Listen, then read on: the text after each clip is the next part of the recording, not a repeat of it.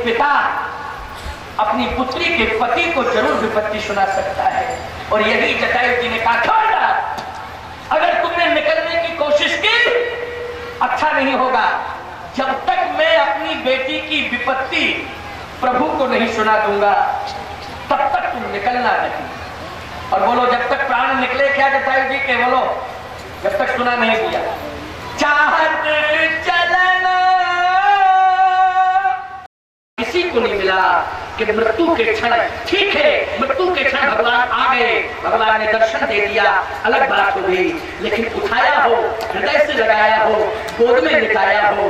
और प्यारे, मेरा चैलेंज है कि रावण अवतार में नियम तो ये है कि असली पुत्र वो है जो अपने पिता की अंतिम क्रिया को करे। रावण अवतार में अगर पुत्र बन करके अंतिम क्रिया की है तो राम ने केवल जटायु की है, जटायु के अलावा किसी की भी नहीं की है।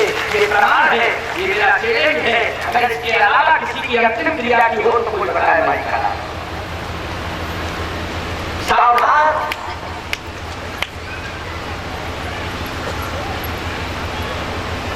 मैं कहना ये चाहता हूं कि ऐसा सौभाग्यशाली इस सृष्टि में कोई दूसरा नहीं हुआ है। उठा लिया भगवान ने और उठा करके गोद में ले लिया। राघव की गोद कर ली हो, राघव की गोद कर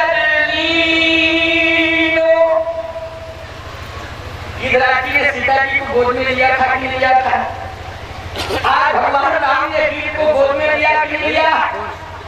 गोद में ले लिया, वैसे लगा लिया, फिर गोद में लेटा लिया। राम जी रोने लगे, राम जी रोने लगे। जल भरी नयन कहत रघुराई, तात कर्म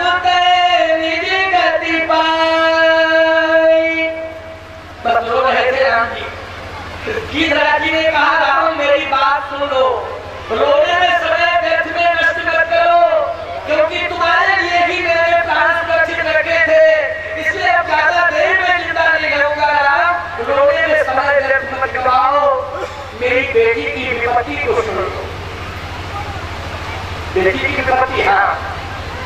देश गए वो गुसाई, बिलपति अति कुररी की नाई, दरस लाग प्रभु राखे प्राणा, चलन चाहत यव कृपा निधान। अब मैं जा रहा हूं। बोलो, इच्छा मृत्यु है कि नहीं है? इच्छा मृत्यु की नहीं। अब मैं जा रहा हूं। बस इतना ही सुनाने के लिए रुका था, क्योंकि मेरी बेटी कह रही थी विपत्ति मोरी को प्रभु सुनावा, इसलिए मैंने विपत्ति सुना दी। अब मैं जा रहा हूं।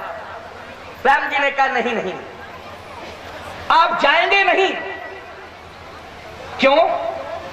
क्यों नहीं जाऊंगा? किसके लिए जिंदा रहूंगा जब मेरी बेटी आज अपमानित होकर के लंका पहुंच गई है? अभी भी बाप जिंदा रहेगा? क्या अपमान का बदला लेने के लिए तेरा पुत्र आ चुका है, तुम्हारा बेटा आ चुका है अपमान का बदला लेने के लिए। इसलिए मोरे जान तात कछुक दिन जीजे, लीजिए आप सुमन सेवा, सुख मुहि पितु को सुख दीजिए। मैं पुत्र बनकर के आपकी सेवा करूंगा और एक चुनौती, इसका मुकाबला मैं करूंगा और रावण को सबक सिखाऊंगा, उसके खानदान को सबक सिखाऊंगा और आप अपनी आंखों से वो दृश्य देखेंगे। गिरिराज जी ने कहा, हे राम, मैंने वो दृश्य देखा है कि जीवन में कभी ऐसा देखा नहीं था। अब ये बुरी आंखें केवल जानना चाहती है, ये देखना नहीं चाहती है संसार को, इस समाज को नहीं देखना चाहती है कि मेरी बेटी चीख का क्रंदन करती हुई चली गई, लेकिन भय चराचर जीव दुखाई, ये सब दुखी होते रहे, कोई नहीं आया। राम, मैं तो मजबूर हो गया, बस चिंता इस बात की है कि मैं अपनी बेटी को सुरक्षित नहीं कर सकता। बस चिंता मुझे यही सता रही है। अब मुझे मत रोको, हे राम मुझे जाने दो, जाने दो। भगवान राम गोदी में लिटाए। आपको मालूम होना चाहिए राम जी रो रहे। जल भर नयन कहत रघुराई, रो रहे हैं राम जी, लेकिन जटायु भी हंस रहे। ये दृश्य पहली बार देखने को मिल रहा है कि मृत्यु के समय कोई हंस रहा हो और परमात्मा रो रहा हो। वैसे तो जीव रोता है और परमात्मा हंसता है। कहता है अब पश्चाताप हो रहा है तुम्हें। कितने बार हमें तुम्हें संकेत दिए, लेकिन उस समय मेरे संकेत को तुम हंसी में लेते थे। क्यों? ये दुनिया हंसी में दे रही है नहीं, साधु संकेत दे रहे हैं, संत संकेत दे रहे हैं, लेकिन इसको लोग हंसी में लेते हैं कि नहीं? लेकिन परमात्मा अंत में हंसता है कि आज तुम्हें रोना आ रहा है। आज मुझे इसलिए हंसी आ रही है कि तुमने मेरी बात को हंसी में लिया। लेकिन वो परमात्मा रो रहा है। और महाभारत में भीष्म रो रहा है, लेकिन परमात्मा हंस रहा है। बोलो, कृष्ण मन ही मन मुस्कुरा रहे थे कि नहीं? और पश्चाताप की अग्नि में झुलस रहे थे भीष्म पितामह। लेकिन प्यारे, इच्छा मृत्यु का वरदान पाने वाले भीष्म को बाणों की सैया मिली। 6 महीने तक बाणों की सैया पे लेट करके मौत का इंतजार करना पड़ा। लेकिन रामायण के मानस के जटायु को परमात्मा की गोद में लेटना पड़ा। और बाण की सैया नहीं, निर्माण की सैया। परमात्मा की कौन सी सैया है? ये निर्माण की सैया है। इसलिए निर्माण की सैया पे लेटा हुआ है जटायु और बाण की सैया पे लेटा हुआ है भीष्म। क्यों? और जिस समय भीष्म देख रहा था मृत्यु के समय, तो द्रौपदी की साड़ी खींची जा रही थी और द्रौपदी रो रही थी। भीष्म समझ गया भीष्म को बाणों की सैया क्यों मिली, बाण की सैया क्यों मिली, जटायु को निर्माण की सैया क्यों मिली। इसलिए कि भरे दरबार में, भरे समाज में भीष्म ने नारी का अपमान देखा था। इसलिए नारी का अपमान देखने से नारी की रक्षा नहीं की, तो बाण की सैया मिली। ये जटायु ने भरे समाज में नारी के अपमान करने वाले को दंडित किया था, नारी का सम्मान सुरक्षित किया था। इसलिए अंत समय निर्माण की सैया मिली है। नारी का सम्मान करने वाला गीत आज निर्माण की सैया पर लेटा हुआ है और आज हंस रहा है। काल को भी चैलेंज दे रहा है। बोलो, दे रहा है काल को चैलेंज की नहीं? आपको मालूम होना चाहिए, लक्ष्मण जी ने एक प्रश्न खड़ा कर दिया। लक्ष्मण जी ने कहा, भैया एक आश्चर्य देख रहा हूं मैं। क्या आश्चर्य देख रहा हूं? मरने वाला जीव, क्योंकि मैं जीवों का आचार्य हूँ, जीवों का मैं आचार्य हूँ। बोलो, लक्ष्मण क्या है? जीवों के आचार्य है कि नहीं? लक्ष्मण जी कहते मैं जीवों का आचार्य हूँ। जब जीव जन्म लेता है तब मैं निरीक्षण करता हूँ, जब जीव मरता है तब भी मैं निरीक्षण करता हूँ, सारे संसार के जीवों का नेतृत्व करता हूँ। लेकिन मैं पहला आश्चर्य देख रहा हूँ, क्या कि जितने भी जीव मरे, प्राणी मरे, वो सब रोए, वो रो के मरे। लेकिन ये जो मर रहे हैं, ये हंस के मर रहे हैं। समझ में नहीं आ रही बात। भगवान तो रो रहे थे। भगवान ने कहा, मेरा कंठ अवरुद्ध हो गया लक्ष्मण, मैं कुछ नहीं बोल सकता हूँ। इस समय तो मैं यही प्रार्थना कर रहा हूँ कि मोरे जानता शुभ दिन जिए, बस मैं यही प्रार्थना कर रहा हूँ। लेकिन जटायु जी मुख मुस्काए राम कहा कर राख उताता, मुख मुस्काए कही नहीं पाता। हंस रहे हैं, हंस रहे हैं। गिरिराज ने कहा, राम से मत पूछो लक्ष्मण, मुझसे पूछो, मुझसे पूछो। हाँ, आप ही बताएं, आप मृत्यु को प्राप्त हो रहे हैं, लेकिन आप हंस क्यों रहे? मृत्यु को प्राप्त होने वाला प्राणी तो रोता है, आप हंस क्यों रहे हैं? जटायु ने अट्टहास करके कहा, लक्ष्मण तुम ये नहीं जानते हो, जब जीव मरता है तो उसके सामने काल खड़ा होता है। काल को देख करके वो रोता है। वो किसको देख के रोता है? काल को देख के रोता है प्यारे, उसको मृत्यु के समय काल दिखाई देता है, इसलिए काल को देख करके वो रोता है। तो जटायु ने कहा जब दुनिया बढ़ती है उसके सामने काल होता है, इसलिए वो रोता है, लेकिन मेरे सामने काल नहीं, कौशल्या का लाल खड़ा हुआ है, इसलिए मैं दर्शन करके रोऊंगा नहीं, मैं तो हंसते हंसते महाप्रयाण करूंगा, हंसते हंसते दुनिया से जाऊंगा। और दर्शन करते करते आज परम पद को प्राप्त होने जा रहा है। बोलो परम पद को प्राप्त होने जा रहा है कि नहीं?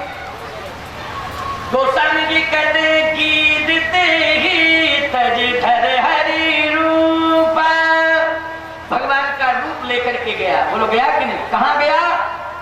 अविरल भगति मांग बर गीत गए हरि धाम, तही की क्रिया जठोचित निज कर कीन्ही राम।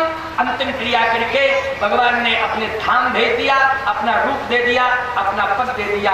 अब बोलो गीत कर्म के बल पर गीत नहीं रहा, वो नर नहीं हुआ बल्कि नारायण बन गया, स्वयं में नारायण बन करके नारायण के सिंहासन पर सिंहासनासीन हो गया। बोलो किसके बल पर हुआ? कर्म के बल पर। इसलिए कर्मवीर बनो, कर्मवीर बन करके कर्मण्येवाधिकारस्ते मा फलेषु कदाचन। हे अर्जुन, जीव को कर्म करना चाहिए, फल उसे मैं देता हूँ। और कर्म किसने किया? फल परमात्मा ने दिया कि दिया? स्वयं नारायण बन करके गया। तो आज ये सीता हरण और जटायु का मरण और जटायु का परम धाम आज की कथा का मूल शीर्षक था, उसको मैंने पूरा किया। कल राम राज्याभिषेक के पूर्व जय जय राम, श्री राम की जय, सीताराम जी महाराज की जय, आज के आनंद की जय, जय जय सीताराम।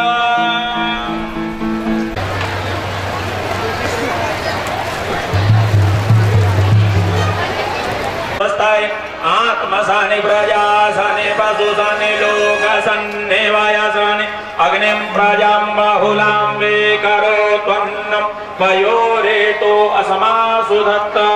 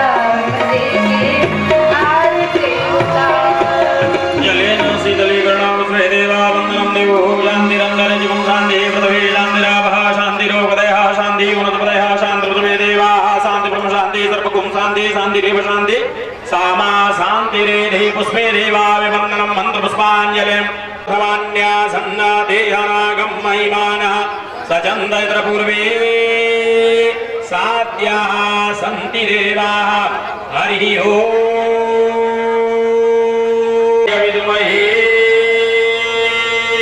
वक्रतुंडाय धीमहि तन्नो दन्ति प्रचोदयात् हरि ओम महालक्ष्मी च विद्महे विष्णुवदिन्यै च धीमहि तन्नो लक्ष्मी प्रचोदयात् हरि ओम नारायणाय विद्महे वासुदेवाय प्रचोदयात् हरि ओम कात्यायन्यै च विद्महे कन्याकुमारी च धीमहि तन्नो दुर्गे प्रचोदयात् हरि ओम तत्पुरुषाय विद्महे महादेवाय धीमहि तन्नो रुद्र प्रचोदयात् हरि ओम अंजनी नंदनाय विद्महे सेवन्ति कामकुलचम्पकपाटलाब्जै पुन्नागजाति करवे रलसालपुष्पै बेल्वा प्रभाल तुलसी दलमञ्जरीभिः त्वां पूजयामि जगामि त्वमेव माता च पिता त्वमेव बन्धुश्च जगः त्वमेव मम देव देव धर्म की अधर्म का प्राणियों में विश्व का गौ माता की सनातन धर्म की दुर्गा मैया की हनुमान जी महाराज की शंकर भगवान की गुरुदेव भगवान की संत समाज की